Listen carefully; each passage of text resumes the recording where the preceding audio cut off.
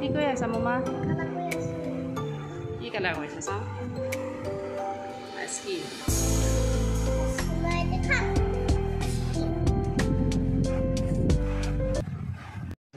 hello' guys good morning কি খবৰ আশা কৰিছোঁ সকলো ভালে আছে কুশলে আছে মই পৰিয়া মোৰ চেনেল আজি আন এটা ভিডিঅ'লৈ আপোনালোকৰ প্ৰত্যেককে স্বাগতম জনাইছোঁ আৰু এয়া ভিডিঅ' এটা বনাওঁ বুলি কওঁতে ৰাতিপুৱাৰ পৰা গৈ এতিয়া ৰাতিপুৱাও নহয় আৰু এতিয়া 11টামানে বাজিলে ব্ৰেকফাষ্ট খাই মেলি আজৰি এতিয়া অলপমান এই মানে বাহিৰলৈ আহিছোঁ কাপোৰ কেইটামান ধুইছিলোঁ মেলি দিলোঁহি ইমান গৰম পৰিছে নহয় আৰু আমাৰ বাৰীখন যিহেতু বহুত ডাঙৰ সেইটো কাৰণে গোটেই জংঘল হৈ গৈছে চফা কৰিবলৈ মানুহ বিচাৰি আছোঁ পোৱা নাই যিহেতু খেতিৰ সময় এতিয়া পটককৈ মানুহবোৰ নাপায় চবে খেতিত লাগে আৰু এইটো চাইডৰ পৰা একদম ৰ'দটো পৰিছে মুখতে ধৰিছেহি তো বাৰীলৈ যাওঁ বুলি ভাবিছোঁ কিবা কিবি আছে নেকি চাওঁগৈ এতিয়া ব্লগটো আৰম্ভণি কৰিছোঁ চাই থাকিব আপোনালোকে আৰু শেষতকৈ জনাব নাপাহৰিব কেনেকুৱা পালে এয়া আমাৰ টিকলি মোৰ মা আৰু এয়া বাৰীৰ ভিতৰলৈ আহিলোঁ আৰু এইফালে চাঙত কোমোৰা লাগি আছে এইকেইটা ডাঙৰে হৈ গ'ল আৰু আকৌ এইটো নেদেখিলোঁ এইটো বহুত ডাঙৰ হৈ গ'ল এতিয়া আৰু ইয়াক এইটো খাবগৈ নোৱাৰি আৰু কেইটামান আছে ইয়াৰে এটামান ছিঙি দিব লাগিব আৰু গোটেই বাৰীখন মানে এতিয়া এই দীঘল দীঘল কিবা ঘাঁহৰ নিচিনা এটা বন হৈ গৈছে খোজকাঢ়িবলৈ ভয় লাগে আৰু এইফালে ভেন্দি এনেকৈ সৰু সৰুকৈ ৰঙালাও লাগিছে যিহেতু বজাৰত বস্তু খুব দাম আমি বহুত দিনৰ পৰা ঘৰৰে বস্তু খাই আছোঁ আৰু এনেকৈ অলপ চলপকৈ জিকাও লাগিছে ঘৰত খাব পৰাকৈ হৈ যায় আৰু এইফালে মই বাৰীৰ পৰা এয়া জিকা বিলাহীও লাগিছিলে সৰু সৰু কেইটামান আৰু কোমোৰা এনেকৈ ছিঙি আনিলোঁ এইফালে মই দালি বিলাহী দিছোঁ ঘৰৰ বিলাহী আৰু আজি ভাবিছোঁ ভেন্দি থেকেৰা দি বনাওঁ এনেকৈ গৰমত খাবলৈ খুব বেছি ভাল লাগে আৰু এতিয়া মই ভিডিঅ' দেখিয়ে বনাইছিলোঁ আৰু আজি দুপৰীয়া থালিখনত একদম চিম্পুল কুন্দুলি ভাজি অলপমান মাংস আছিলে ভেন্দি টেঙা আৰু দাইলত বিলাহী দি বনাইছিলোঁ মচুৰ দালি আৰু এনেদৰে গৰমত খাই খুব ভালে লাগে বৰ বেছি হেভি নহয় আৰু আজিৰ থালিখন কেনেকুৱা লাগিছে আপোনালোকে ক'ব হা এয়া লিভাৰ আমঠু ফ্ৰাই কৰিছিলোঁ আৰু ভাত পানী খোৱাৰ পাছত মই দুপৰীয়া এটা কেক বনাব লৈছোঁ প্ৰথমতে কেকটোৰ কাৰণে মই কল আৰু চেনি এনেকৈ মিক্স কৰি মাৰি ল'লোঁ তাৰপৰা এটা বাতিত ৰিফাইন তেল আৰু কণী এটা এনেকৈ ফেটি লৈছোঁ আৰু তাৰপিছত মই দিছোঁ আটা দি বনাইছোঁ আজি এয়া আটা 2 চামুচ দিছোঁ অলপমান বেকিং পাউডাৰ আৰু যিহেতু কল দিছোঁ সেইটো কাৰণে কোকো পাউডাৰ দিছোঁ আৰু তাৰপিছত অকণমান এচিকুট নিমখ দি দিছোঁ আৰু কল দিলে কোকো পাউডাৰ বা বেলেগ ফ্লেভাৰ দিলে ভাল তেতিয়া মানে কলৰ স্মেলটো নাহে আৰু এনেকৈ মই আচলতে কল এইখিনি ঘৰৰে আছিলে সেইটো কাৰণে এনেকৈ বনাই দিলোঁ গোটেই কলখিনি পকি গৈছে আৰু এয়া মোক বেটাৰখিনি ৰেডি হৈ গ'ল তাৰপৰা এটা বাচনত এয়া বেটাৰটো লৈ গধূলি ইহঁতক খাবৰ কাৰণে দিলোঁ অৱশ্যে গধূলি কেকটো নাথাকিলে দুপৰীয়াতে ইহঁতে আধাখিনি খাই শেষেই কৰিলে এয়া এইটো কেকটো ৰেডি হৈ গ'ল আৰু এয়া কেকটো খাবলৈ খুব বেছি ভাল হৈছিলে কলৰ স্মেলটো আহিছিলে লগতে চকলেটৰ ফ্লেভাৰটো আছিলে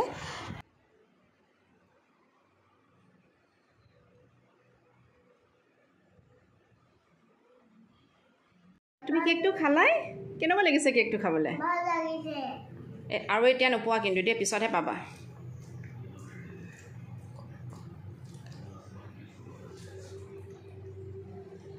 ব'লা শুবা গ'বলৈ এতিয়া কেক খাই থাকিব নালাগে আৰু গধূলি চাহৰ লগত খাবৰ কাৰণে মই আকৌ পেনকেক বনাইছোঁ আৰু তাৰ কাৰণে মই প্ৰথমত 2টা চেনিকল লৈছোঁ আপোনালোকে বেলেগ কলো ল'ব পাৰে তাৰ লগত এটা কণী ফেটি দিছোঁ আৰু তাৰপিছত আটা 2 চামুচ দিছোঁ লগত অকণমান বেকিং পাউডাৰ বেকিং চ'ডাও দিব পাৰে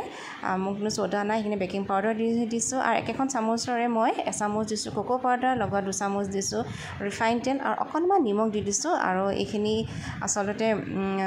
বনোৱা কথা নাছিলে কিন্তু মই গধূলি আলহী মাতিম বুলি ভাবিলোঁ আচলতে সেইটো কাৰণে এনেকৈ বনাই দিলোঁ যিহেতু কেকটো একদম সৰু আছিলে সিহঁতি খালি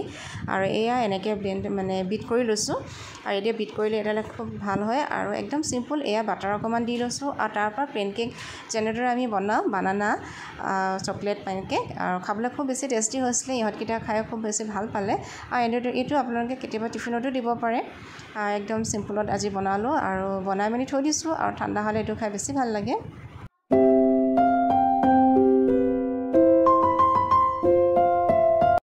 তাৰপৰা এয়া মই ওপৰত অলপমান বাটাৰ দি দিছোঁ আৰু আমাৰ পেনকেক ৰেডি হৈ গ'ল আৰু এইটো দি আমি চাহ খাওঁ তাৰে কেইপিচমান মই ইহঁতৰ কাৰণে থৈ দিব লাগে বাচ্চাকেইটাৰ কাৰণে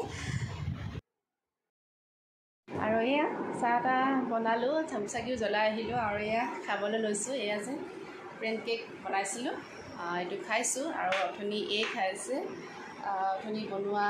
কেক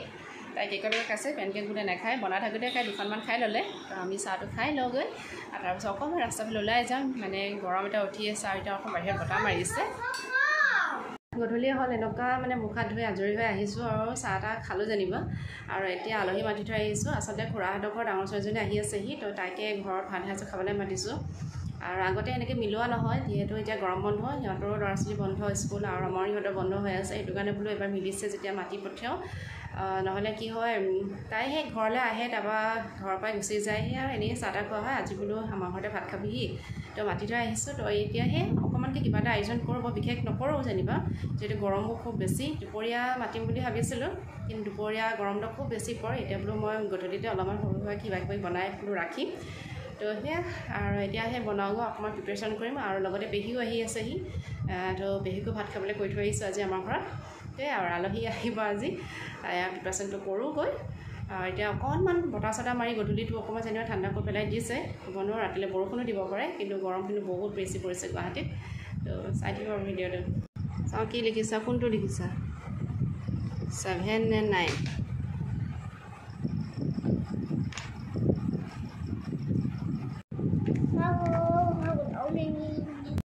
পাকঘৰত আছোঁ ভাত বনাই আছোঁ হৈ গ'ল গোটেইখিনি হৈ গ'ল যেনিবা মই আলু অকণমান ভাত আকৌ এবাৰ এটা কুকাৰত পাতি দিছোঁ এইফালে অমলেট বনাইছোঁ